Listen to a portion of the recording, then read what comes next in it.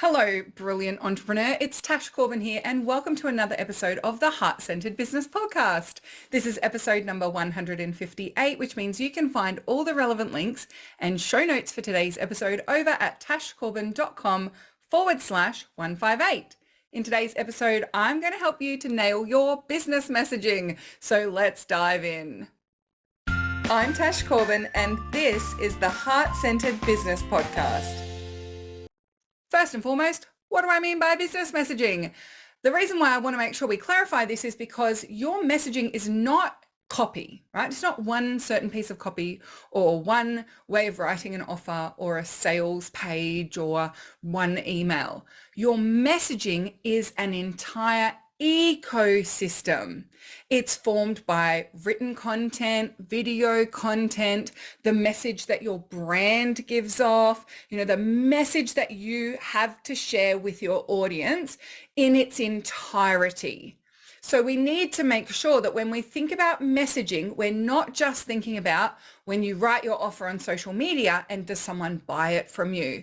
We're talking about the way you speak in sales conversations, the type of questions that you ask, the webinars that you facilitate, the intellectual property that's inside working with you that really puts what you have to offer and the transformation that you facilitate into a meaningful process. All of that forms part of your messaging ecosystem. So how do you nail that entire ecosystem? Number one is recognizing that there are different messages required for your hottest audience who know you, like you, trust you, feel connected to you and are familiar with your work and they're hungry for it. Your warmer audiences who know what you're about and what you have to offer, but they're not quite ready yet. And your cold audiences, people discovering your work for the first or second time. They aren't yet familiar with who you are and what work it is that you do. Think about it. The way that you introduce yourself to someone who is brand new to your world is so different to the way that you introduce yourself to someone who already knows you and has been around for ages. So why would we try and come up with messaging that does the one size fits all for all of them? Remember, if you try to speak to everyone, you end up speaking to no one. So we want to make sure that your messaging ecosystem has a range of content, a range of messages that work for hot audiences, some that work for warm audiences, and some that work for cold audiences. The second way to nail your business messaging is to get hyper specific about your niche. And you'll hear me rabbit on about niches all the time because it's through the lens of your niche that you're able to speak to real, tangible examples, lived experiences that resonate with your ideal client. That resonance does not come from you talking in big concepts and theories that they don't connect with exactly what's facing them right now. Niching is critical to make sure that your messaging is on point, it speaks to your ideal client, and you can use those tangible lived experiences to help people feel like you've almost been peeking in their window, to help them feel like you deeply understand what it is that they have, what they love about that, but what they hate about that, what they're looking for, what they want, and how they think they're going to get from where they are to where they want to be.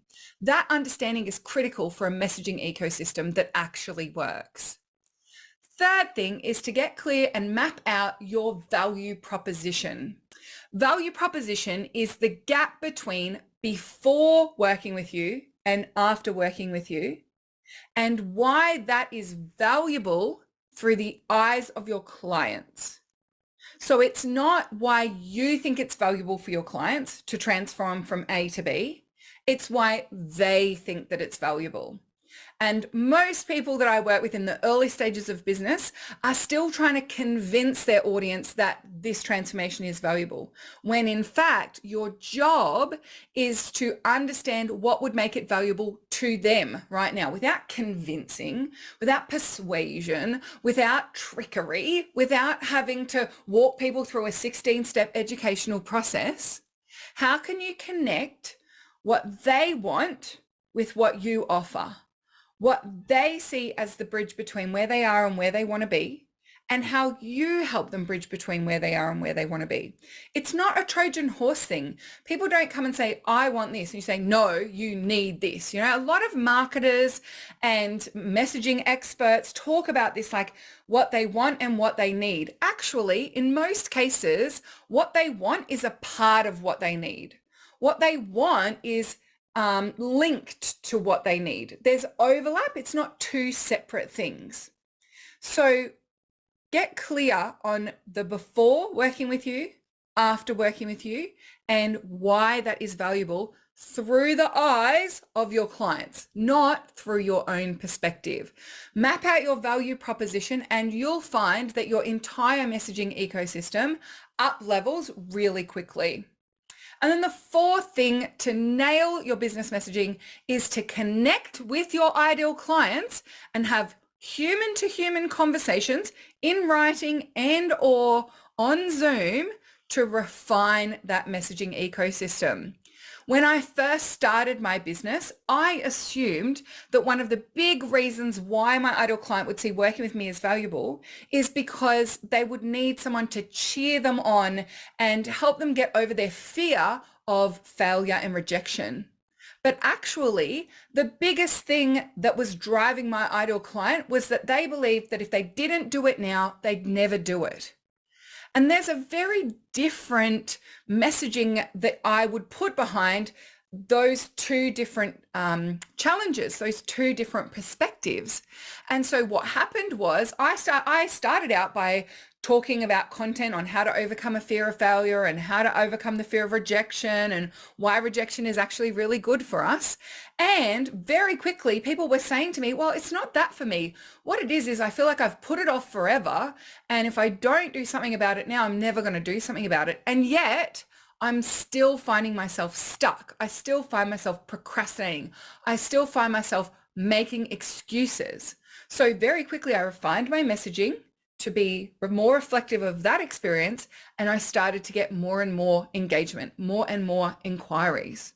So no great business message was built on theory alone. Don't spend months and months or even weeks and weeks working on your business messaging behind the scenes without actually connecting with your ideal clients, without actually having some conversations. Now, that might mean inviting people to send you a direct message, asking questions of your audience, doing some interviews, doing some market research, offering up your services and seeing what reasons people give for not investing, offering up your services and inviting people to jump on a free chat to discuss about it. You know, there are thousands and thousands of ways to connect with your ideal clients so that you can test your messaging, test your offers and refine them moving forward. But I find so many people would rather spend 6 hours behind the scenes doing it in isolation versus 6 minutes having a face-to-face conversation with someone. And that 6-minute conversation is far more valuable to your messaging than all the copywriting courses, all of the work that you're doing behind the scenes, all of the different models that you're building and those diagrams that you're putting together in Canva to try and express it. You would be far better off just having a conversation with some real human beings. So find the ways to do that and get moving. Thanks so much for joining me for this episode of the Heart Centered Business Podcast. Until next time, I cannot wait to see you shine. Bye for now. Would you like more tips, tools, and resources to help you grow your heart-centered business? Head to tashcorbin.com today.